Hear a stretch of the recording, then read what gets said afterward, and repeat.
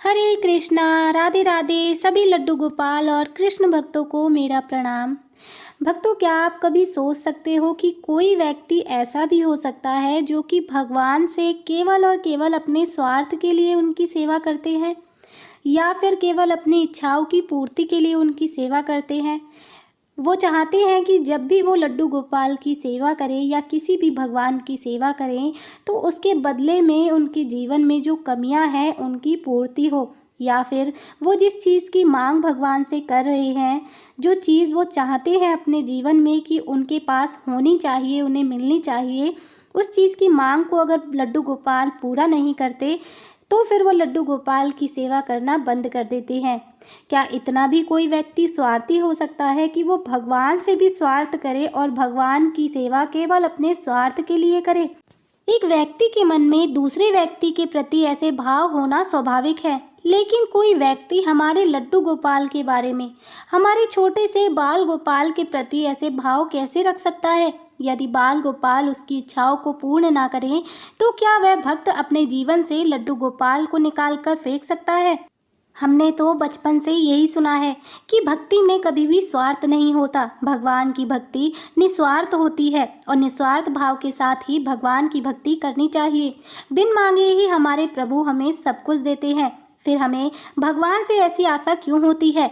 माना कि हमारे जीवन में कुछ कमियां होती हैं जिसके प्रति हमें भगवान से कुछ आशाएं होती हैं, लेकिन इसका ये मतलब कतई नहीं है कि यदि हमारी वे आशाएं पूर्ण ना हो तो हम भगवान को अपने जीवन से दूर कर दें या भगवान को उन चीज़ों के प्रति दोषी ठहराया जाए, क्योंकि हमें हमारे जीवन में केवल उतना ही मिलता है जो हमारे भाग्य में होता है, और जैसे हमारे कर्म होते हैं उस कर्म के आधारित ही हमें हमारे जीवन में हर चीज़ की सुख और समृद्धि प्राप्त होती है।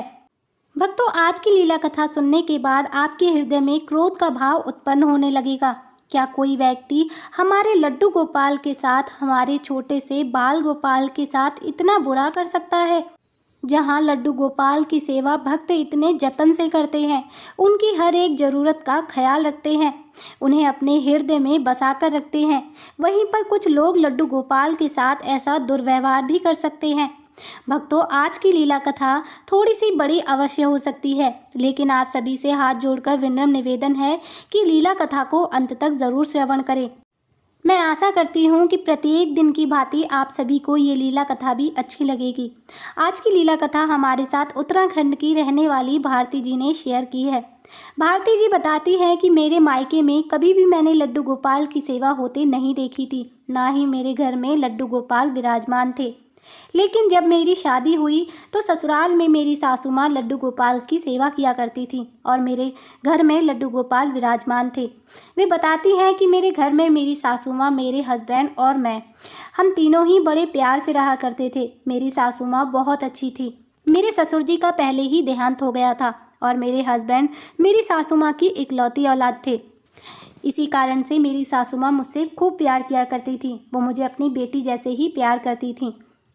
भारती जी बताती हैं कि जब वे शादी करके ससुराल आईं, तब उस समय उन्हें लड्डू गोपाल की सेवा के बारे में कुछ भी पता नहीं था। लेकिन धीरे धीरे जब वो अपनी सासू माँ को लड्डू गोपाल की सेवा करते हुए देखती थी तो उन्हें बहुत अच्छा लगता था। भारती जी कहती हैं कि धीरे धीरे मैं लड्डू गोपाल की सेवा करते हुए जब उन्हें देखती थी तो मेरे मन में भी कहीं ना कहीं ये भाव आता था कि मुझे भी लड्डू गोपाल की सेवा करनी चाहिए। तभी मैं अपनी सासू माँ से कहती हूँ कि मम्मी जी, मैं भी आपके साथ लड्डू गोपाल की सेवा करूँगी। और मेरी सासू माँ खुश होकर कहती है कि हाँ हाँ बहू, मैं भी यही चाहती हूँ, तुम्हें लड्डू गोपाल की सेवा करनी चाहिए, क्योंकि मेरे बाद भी तुम्हें ही लड्डू गोपाल की सेवा करनी है और लड्डू गोपाल की सेवा की जानकारी तुम्हें ज़रूर होनी चाहिए, क्योंकि लड्डू गोपाल हमारे घर में विराजमान है। तो कई बार ऐसा समय आ जाता है कि अगर तुम अकेली हो तो तुम्हें लड्डू गोपाल की सेवा के बारे में सभी नियम पता होने चाहिए। अब इसी तरह से समय बीतता रहा और धीरे धीरे मैंने अपनी सासू माँ के साथ में लड्डू गोपाल की सेवा करना शुरू कर दिया। भारती जी कहती हैं कि कुछ समय सेवा पूजा करने के बाद में मेरे मन में लड्डू गोपाल के प्रति भाव उत्पन्न होने लगे। मुझे लड्डू गोपाल से अत्यधिक प्रेम होने लगा। मुझे बाल गोपाल की सेवा का ध्यान अपनी सासू माँ से भी ज़्यादा रहा करता था। मैं हर वक्त उन्हें कब भोग लगाना है इस बात का विशेष ध्यान रखती थी। मेरे लल्ला को कब भूख लग रही है, मेरे लल्ला को कब सोना है, कब उन्हें किस चीज़ की इच्छा हो रही है, इस बात का मैं पूरा ध्यान रखा करती थी।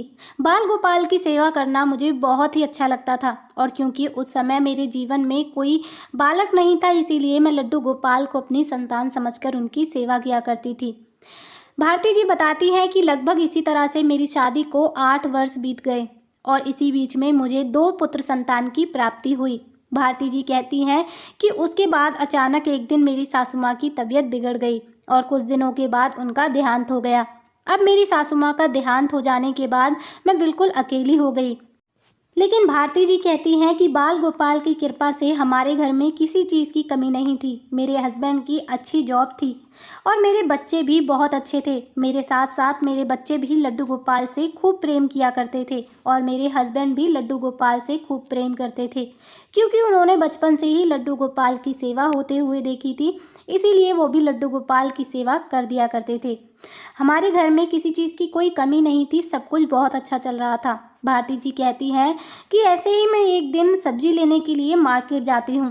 तभी मैं वहाँ पर देखती हूँ कि वहाँ पर मुझे मेरी बहुत एक पुरानी सहेली मिल जाती है, जो कि मेरे साथ स्कूल में पढ़ा करती थी। वो कहती हैं कि उसकी भी शादी हो चुकी थी और उसकी शादी को लगभग 6 वर्ष बीत चुके थे। वे कहती हैं कि वे उनसे खूब सारी बातें करती हैं और उससे कहती हैं कि रचना, तुम एक दिन मेरे घर पर आओ ना, हम दोनों आराम से बैठकर खूब सारी बातें करेंगे।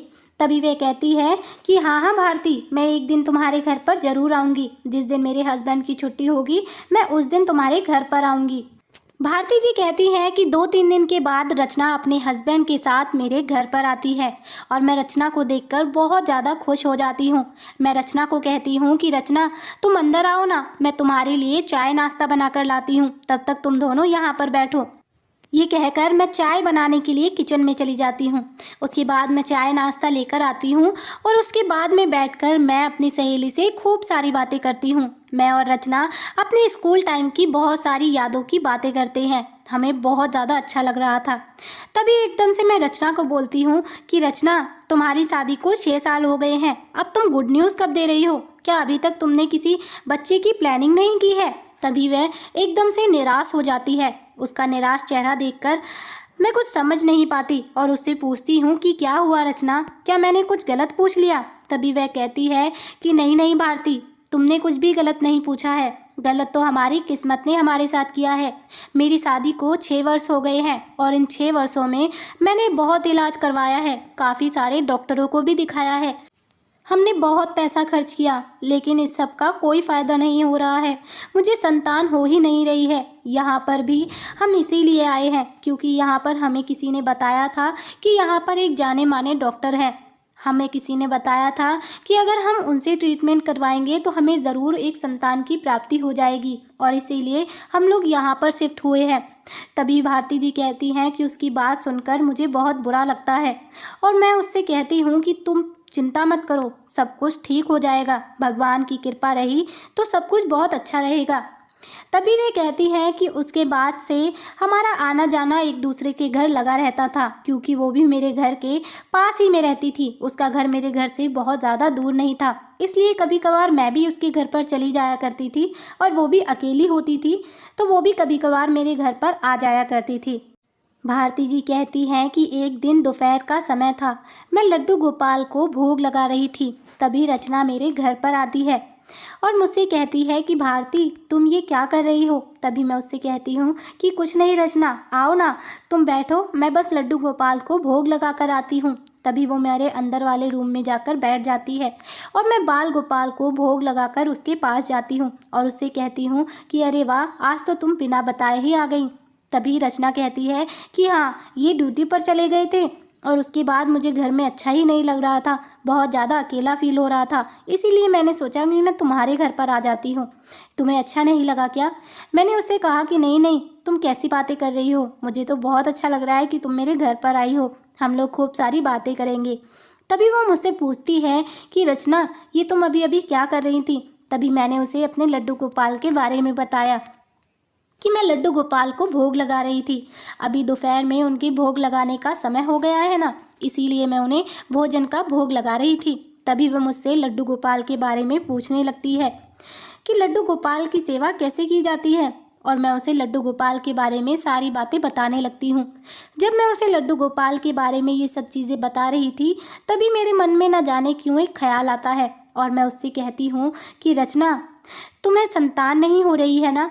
मैंने सुना है कि लड्डू गोपाल की सेवा जब हम उन्हें अपना पुत्र मानकर करते हैं और पूरे प्रेम और भक्ति के साथ हम उनकी सेवा करते हैं ना, तो लड्डू गोपाल अपनी भक्त की गोद ज़रूर भर देते हैं। क्यों ना तुम भी लड्डू गोपाल की सेवा करो, देखना भगवान तुम्हें संतान सुख की प्राप्ति अवश्य करवाएंगे। तभी रचना कहती है कि अच्छा भारती, अगर ऐसा है तो मैं लड्डू गोपाल की सेवा ज़रूर करूँगी।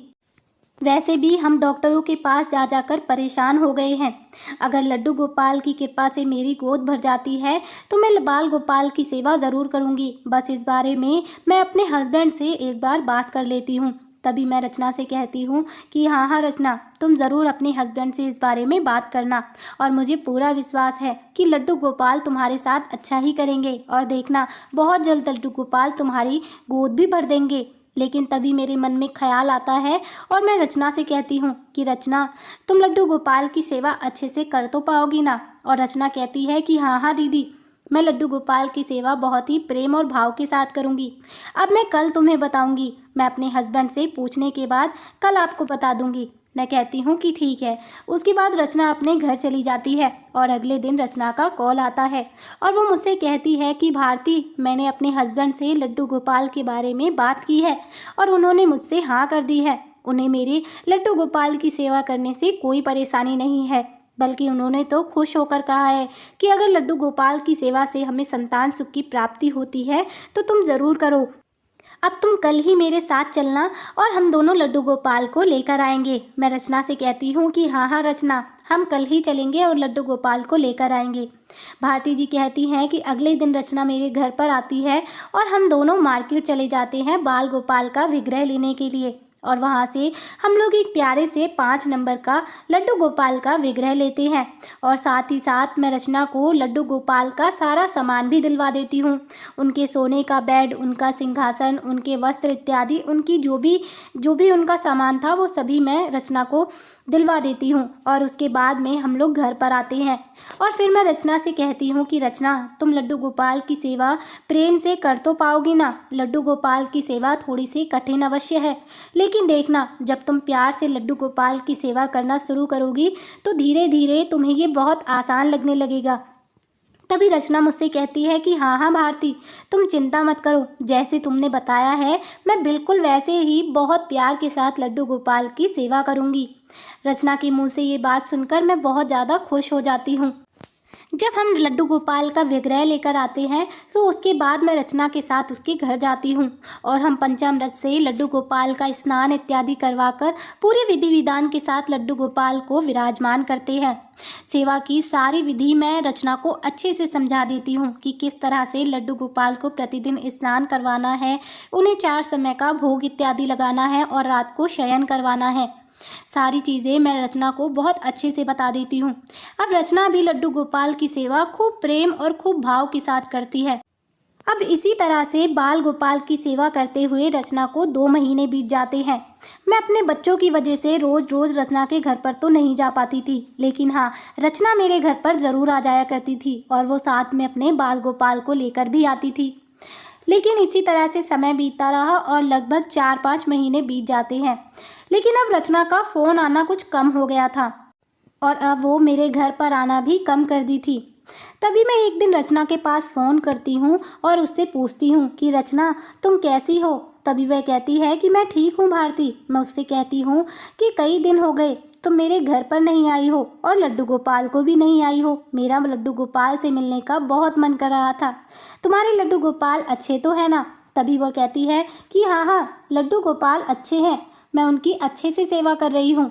मैं इसी तरह से रचना से बार बार कॉल करके लड्डू गोपाल के बारे में पूछा करती थी, क्योंकि मुझे लड्डू गोपाल की बहुत फिक्र हुआ करती थी, क्योंकि बाल गोपाल को मैं खुद अपने हाथों से लेकर आई थी, इसीलिए लड्डू गोपाल के प्रति मेरा लगाव बहुत ही अधिक था। पर लड्डू गोपाल की सेवा रचना बहुत अच्छे से कर रही है, इस बात की मुझे संतुष्टि थी। लेकिन भारती जी कहती हैं कि मैंने कभी भी नहीं सोचा था कि रचना लड्डू गोपाल के साथ इस तरह का व्यवहार करेगी। वे कहती हैं कि कई दिन हो गए, ना तो रचना का फ़ोन आया और ना ही रचना मेरे पास आई।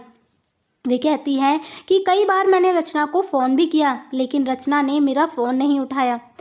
तभी मैं सोचने लगती हूँ कि अचानक से क्या हुआ, सब कुछ ठीक तो होगा ना। रचना मेरा फ़ोन भी नहीं उठा रही है, ना ही उसने खुद से मुझे कई दिनों से कॉल किया है और ना ही कई दिनों से वो घर पर आई है। क्या करूँ, मैं एक बार उसके घर पर जाकर देख कर आती हूँ क्या। यही सोचकर मैं रचना के घर चली जाती हूँ। जब मैं रचना के घर जाती हूँ तो देखती हूँ कि रचना के घर पर एक छोटा सा डॉगी है और वो उस डॉगी के साथ खूब खेल रही है।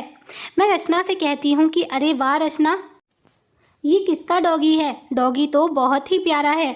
तभी रचना कहती है कि अरे भारती, आओ ना, तुम अचानक से कैसे आ गई। मैं उससे कहती हूँ कि तुमने मेरा फ़ोन ही नहीं उठाया और तुम कई दिनों से मेरे घर भी नहीं आई थी, इसीलिए मुझे काफ़ी चिंता हो रही थी। इसीलिए मैंने सोचा कि मैं एक बार तुम्हारे घर पर देख कर आती हूँ कि तुम ठीक तो हो ना। तभी वो कहती है कि हाँ हाँ भारती, मैं तो बिल्कुल ठीक हूँ। और देखो ना, मेरे हस्बैंड ने मेरे लिए ये पप्पी लेकर आए हैं, क्योंकि मैं घर में दिन भर अकेली होती हूँ ना, तो मेरा मन नहीं लगता, इसीलिए उन्होंने इसे लेकर आया है। अब इसके साथ मैं दिल भर खेलती हूँ और मुझे बहुत अच्छा लगता है। तभी मैं उससे पूछती हूँ कि हाँ हाँ, ये तो बहुत ही अच्छा किया, तुम्हारा टाइम भी पास हो जाएगा और ये पप्पी बहुत ज़्यादा प्यारा है। तभी वो कहती हैं कि मेरे मन में एकदम से लड्डू गोपाल का ख्याल आता है और मैं रचना से कहती हूँ कि रचना, लड्डू गोपाल कैसे हैं, तुम उनकी सेवा अच्छे से तो कर रही हो ना, एक बार उनसे मिलवाओ ना, लड्डू गोपाल की बहुत याद आ रही थी। तभी रचना एकदम से चुप हो जाती है। मैं उससे पूछती हूँ कि क्या हुआ रचना। तभी वो कहती है कि भारती, वो तो मैंने अपनी सासू माँ को दे दिए। ये सुनकर मैं एकदम चौंक जाती हूँ और मैं उससे पूछती हूँ कि क्या तुमने अपने लड्डू गोपाल को अपनी सासू माँ को दे दिया। पर क्यों रचना, तुम तो इतने प्रेम से लड्डू गोपाल को लेकर आई थी ना, और तुमने तो कहा था कि तुम बहुत अच्छे से लड्डू गोपाल की सेवा करोगी और तुम्हें उनकी सेवा करना बहुत अच्छा भी लगता है, फिर तुमने अपने लड्डू गोपाल को अपनी सासू माँ को क्यों दे दिया। तभी वे कहती हैं कि तभी रचना कहती है कि दीदी, मैंने कुछ समय तक लड्डू गोपाल की सेवा की, लेकिन उसके बाद मुझसे नहीं हो पा रहा था। बार बार उनके लिए भोग लगाना, उन्हें सुलाना, जगाना, स्नान करवाना, ये सब मुझे बहुत कठिन लग रहा था। मुझसे उनकी सेवा नहीं हो पा रही थी, इसीलिए मैंने लड्डू गोपाल को अपनी सासू माँ को दे दिया। अब वही उनकी सेवा करती हैं। रचना की बातें सुनकर मुझे बहुत ज़्यादा अजीब लगता है, लेकिन मैं उससे ज़्यादा कुछ नहीं कहती। आखिर मैं उससे क्या बोल सकती थी, वो उसके लड्डू गोपाल थे, वो उनके साथ कुछ भी करे। अगर मैं कुछ ज़्यादा बोलूँगी तो उसे कहीं बुरा ना लग जाए, ये सोचकर मैं उससे कुछ नहीं कहती। और थोड़ी देर रुकने के बाद मैं अपने घर पर वापस आ जाती हूँ। अपने घर वापस आने के बाद मैं न जाने क्यों मेरे मन में अजीब सी बेचैनी हो रही थी। मुझे बिल्कुल भी अच्छा नहीं लग रहा था। मुझे लड्डू गोपाल की फ़िक्र हो रही थी। मुझे ऐसा लग रहा था कि ना जाने उसकी सासू माँ लड्डू गोपाल की सेवा कैसे करती होंगी। पता नहीं उन्हें लड्डू गोपाल की सेवा के बारे में पता भी होगा या नहीं। लड्डू गोपाल के दूर हो जाने से ऐसा लग रहा था जैसे लड्डू गोपाल न जाने कितने दूर चले गए हैं। रात को जब मेरे हस्बैंड घर पर आते हैं तो वो मुझसे पूछते हैं कि क्या हुआ भारती, तुम इतनी परेशान क्यों हो। तभी मैं अपने हस्बैंड को सारी बात बताती हूँ। मैं उनसे कहती हूँ कि रचना ने इतने प्यार से लड्डू गोपाल को लाया था और इतने प्यार से उनकी सेवा शुरू की थी, फिर कोई अपने बालक स्वरूप लड्डू गोपाल को किसी और को कैसे दे सकता है। उसने तो बाल स्वरूप में लड्डू गोपाल की सेवा ली थी ना, अपना पुत्र समझकर वो उनकी सेवा कर रही थी, फिर कैसे उसने अपने बाल स्वरूप लड्डू गोपाल को अपनी सासू माँ को दे दिया। तभी वो कहते हैं कि कोई बात नहीं भारती, तुम चिंता मत करो, उसे नहीं हो पा रहा होगा इसीलिए शायद उसने दे दिया होगा, और वैसे भी वो उसके लड्डू गोपाल है, इसमें हम कुछ भी नहीं कर सकते हैं और उसकी मर्जी है। अगर उससे नहीं हुआ तो उसने दे दिया, तुम इस बारे में बिल्कुल मत सोचो। लड्डू गोपाल जहाँ भी होंगे उनकी सेवा अच्छे से हो रही होगी और वो बिल्कुल ठीक होंगे।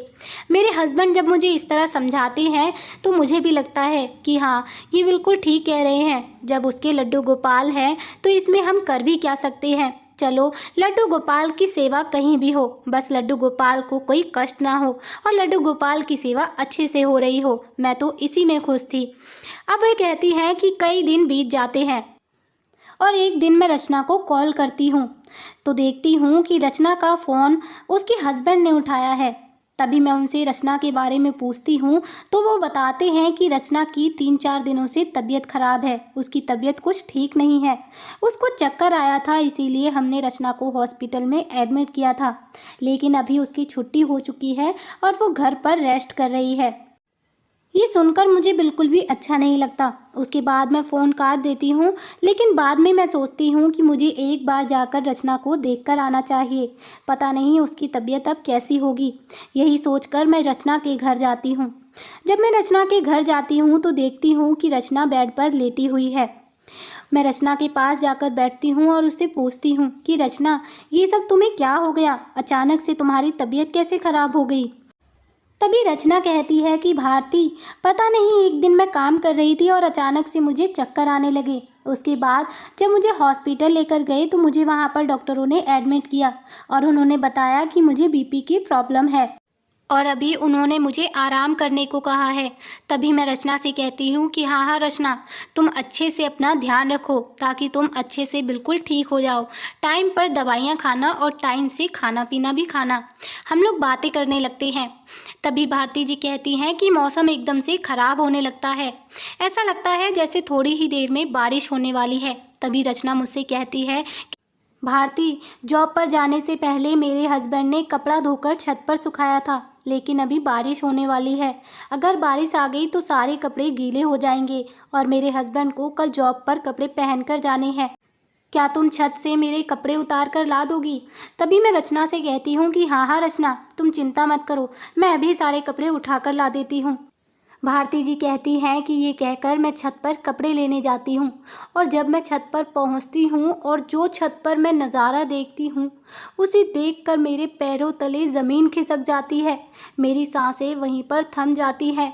मैं क्या देखती हूँ कि रचना ने अपने घर में जो डॉगी लाया था वह डॉगी उनकी छत पर इधर उधर घूम रहा है और उस डॉगी के मुंह में एक कपड़ा लगा हुआ है। जब मैं पास जाकर देखती हूँ तो मैं हैरान हो जाती हूँ। मैं देखती हूँ कि वह लड्डू गोपाल को लेकर अपने मुंह में इधर उधर घूम रहा है। उनकी पोशाक को पकड़कर उन्हें बार बार पंजों से नोच रहा है। कभी वो उन्हें उठाकर इधर उधर पटक देता है, कभी वो उन्हें पकड़कर उनकी पोशाक को जोर से पंजों से खींच रहा है। भारती जी कहती हैं कि ये दृश्य देखकर मैं हैरान हो जाती हूँ। मुझे कुछ समझ में नहीं आता। मैं जल्दी से उस डॉगी के पास जाती हूँ और उसके मुंह से लड्डू गोपाल का विग्रह छीन लेती हूँ। वे कहती हैं कि मैंने लड्डू गोपाल को अपने हाथ में लेकर सीने से लगा लिया और मैं वहीं पर ज़ोर ज़ोर से रोने लगी। मेरे लड्डू गोपाल की क्या हालत हो चुकी थी। लड्डू गोपाल का विग्रह बिल्कुल काला पड़ चुका था, मानो ना जाने कितने दिनों से लड्डू गोपाल की सेवा नहीं हुई हो। लड्डू गोपाल के चेहरे पर, उनके पूरे शरीर पर डॉगी के नाखूनों के निशान बन चुके थे। उसने बुरी तरह से लड्डू गोपाल को खरोच डाला था। लड्डू गोपाल का पूरा विग्रह खराब हो चुका था। उसी अवस्था में मैं लड्डू गोपाल को लेकर नीचे आती हूँ और रचना से कहती हूँ कि रचना, ये सब कुछ क्या है? लड्डू गोपाल का विग्रह मेरे हाथ में देखकर रचना चौंक जाती है। रचना शायद भूल गई थी कि उसने अपनी छत पर लड्डू गोपाल के विग्रह को फेंक दिया है। मैं उससे कहती हूँ कि रचना, ये सब क्या है? तुमने तो कहा था कि मैंने लड्डू गोपाल को अपनी सासू माँ को दे दिया है और वही अब उनकी सेवा करती है, लेकिन ये क्या, लड्डू गोपाल को तुमने छत पर फेंक दिया है और ये डॉगी उसके साथ इतना बुरा व्यवहार कर रहा है। लड्डू गोपाल को मुंह में लेकर कभी इधर उधर पटक रहा था, कभी उनकी पोशाक पर खरोंचे मार रहा था। लड्डू गोपाल की ऐसी दशा कर दी। ये तुमने क्या पाप कर दिया रचना? तुम तो लड्डू गोपाल को अपना पुत्र बनाकर लाई थी ना। तुमने तो ये कहा था कि लड्डू गोपाल की सेवा तुम उन्हें अपना पुत्र मानकर करोगी। फिर तुमने कैसे लड्डू गोपाल को इस तरह अपने घर से निकाल दिया? ये तुमने अच्छा नहीं किया रचना। अगर तुमसे लड्डू गोपाल की सेवा नहीं हो रही थी तो तुम मुझे मेरे लड्डू गोपाल वापस दे देती, मैं लड्डू गोपाल की सेवा कर लेती। लेकिन भगवान श्री कृष्ण के बाल स्वरूप लड्डू गोपाल के साथ तुमने ये क्या अनर्थ कर दिया? क्या तुम्हें ऐसा करते हुए एक बार भी तुम्हारे मन में ख्याल नहीं आया कि तुम भगवान के साथ कैसा अनर्थ कर रही हो, कैसा अपराध कर रही हो? लड्डू गोपाल बाल स्वरूप है, वो छोटे से बालक हैं। उन्हें तुमने इतने समय समय से कष्ट में रखा। तुमने उन्हें यहाँ से निकालकर छत पर फेंक दिया और ये डॉगी अपने दांतों से, अपने हाथों से उन्हें रोज नोचता रहा। तुम्हारे दिल में जरा भी करुणा नहीं है। आखिर ऐसी क्या मजबूरी हो गई थी कि तुमने लड्डू गोपाल के विग्रह के साथ इस तरह से किया? तुमसे सेवा नहीं हो रही थी तो तुम मुझे दे देती ना। तभी रचना जो कहती है उसे सुनकर मेरे पैरों तले ज़मीन खिसक जाती है। रचना मुझसे ज़ोर से चिल्लाते हुए कहती है, तो मैं क्या करती? मैंने सोचा था कि लड्डू गोपाल को मैं लेकर आऊँगी और उनकी सेवा करूँगी तो मुझे संतान की प्राप्ति होगी। लड्डू गोपाल मेरी गोद भर देंगे। लेकिन ये क्या, 6 महीने से ज़्यादा हो गए मैं लड्डू गोपाल की दिन रात सेवा करती थी, लेकिन लड्डू गोपाल ने मेरी एक भी नहीं सुनी। ना ही मुझे कोई पुत्र हुआ, तो फिर मैं क्यों इनकी सेवा करूं? जब इन्होंने मेरी सुनी ही नहीं, इन्होंने मेरी सूनी गोद को भरा ही नहीं, तो फिर क्यों मैं इन्हें अपना पुत्र मानूं और क्यों इनकी सेवा करूं? इनकी सेवा करने से कुछ नहीं होता, ये बस एक अंधविश्वास है। अगर ये सच होता तो तुमने इतने विश्वास के साथ मुझे लड्डू गोपाल की सेवा दी थी। इन्होंने मेरे हाथ में पुत्र संतान दी होती, लेकिन उन्होंने कुछ भी नहीं किया। ये केवल एक मूर्ति है, इनकी सेवा करने से कुछ नहीं होता। ये बात मुझे अच्छे से समझ में आ गई थी, इसीलिए मैंने इन्हें उठाकर छत पर फेंक दिया, क्योंकि मुझे इनकी सेवा करने की ज़रूरत नहीं लग रही थी, इसीलिए मैंने इनकी सेवा नहीं की। भारती जी कहती है कि रचना की ऐसी बातें सुनकर मुझे बहुत गुस्सा आया, और उससे भी ज़्यादा गुस्सा तो मुझे खुद पर आ रहा था कि मैंने कैसे मैंने बाल गोपाल को लाकर मैंने इतने प्रेम से रचना को दिया और उन्होंने बाल गोपाल के साथ ऐसा दुर्व्यवहार किया। मुझे बहुत ज़्यादा बुरा लग रहा था। मैंने रचना को तो ज़्यादा कुछ नहीं कहा, लेकिन मैं वहाँ से अपने लड्डू गोपाल को लेकर सीधा अपने घर आ गई। उसके बाद मैंने लड्डू गोपाल को स्नान करवाया, उन्हें नए वस्त्र धारण करवाए और लड्डू गोपाल के पूरे शरीर पर चंदन का लेप लगाया, ताकि मेरे बाल गोपाल बिल्कुल ठीक हो जाएं, पहले की तरह स्वस्थ हो जाएं। भारती जी कहती है कि उनके लड्डू गोपाल का विग्रह पूरी तरह से खराब हो चुका था, लेकिन अब भी वह लड्डू गोपाल की सेवा कर रही हैं, क्योंकि एक माँ के लिए उसका बच्चा चाहे कैसा भी हो, वो सुंदर हो या बदसूरत हो, लेकिन एक माँ की ममता अपने बच्चे के लिए कभी कम नहीं होती। और तभी से मैं अपने लड्डू गोपाल की सेवा निरंतर कर रही हूँ। भक्तों, यहाँ पर मैं आप सभी से एक बात कहना चाहती हूँ कि यदि हमसे लड्डू गोपाल की सेवा नहीं होती है तो हमें उनकी सेवा लेने का कोई अधिकार नहीं है। जब हम दूसरों को देखा देखी सेवा करते हैं तो वो सेवा का भाव हमारे मन में नहीं होता है। हमारे मन में केवल एक उत्साह होता है जो कि समय के साथ ख़त्म हो जाता है, और फिर उसके बाद हमें लड्डू गोपाल की सेवा कठिन लगने लगती है, एक बोझ लगने लगती है। इसीलिए मैं आपको हमेशा कहती हूँ कि देखा देखी कभी भी लड्डू गोपाल की सेवा ना करें। यदि आपके मन में स्वयं ये भाव उत्पन्न हो रहे हैं और आपको इस चीज़ की लगन है कि आप लड्डू गोपाल की सेवा पूरे प्रेम और भाव के साथ, सच्ची भक्ति के साथ कर सकते हैं, तभी लड्डू गोपाल को अपने घर लाइए। अन्यथा लड्डू गोपाल को अपने घर लाकर उनके साथ ऐसा दुर्व्यवहार करके ऐसा अनर्थ ना करें, क्योंकि ऐसा करके आप भगवान का अपमान तो करते ही हो, साथ ही साथ आप अपने जीवन को कष्टकारी भी बनाते हो। इसीलिए भगवान की सेवा निस्वार्थ भाव से करिए। लड्डू गोपाल जिनसे सभी भक्त इतना प्रेम करते हैं, यदि आप उनकी सेवा करना चाहते हो तो पूरे प्रेम और भाव के साथ करिए। दिखावे के लिए या उनसे स्वार्थ के लिए उनकी सेवा कभी ना करें। यदि आपसे उनकी सेवा नहीं हो रही है तो फिर आप उन्हें किसी और को दे सकते हैं, लेकिन कभी भी लड्डू गोपाल के साथ ऐसा दुर्व्यवहार ना करें। आशा करती हूँ कि आज की लीला कथा आप सभी को अच्छी लगी होगी। लीला कथा अगर अच्छी लगी हो तो अपने सभी दोस्तों के साथ शेयर करें और हमारे चैनल को ज़रूर सब्सक्राइब करें। जल्दी ही मिलेंगे अगले वीडियो में, तब तक के लिए आप सभी को राधे राधे।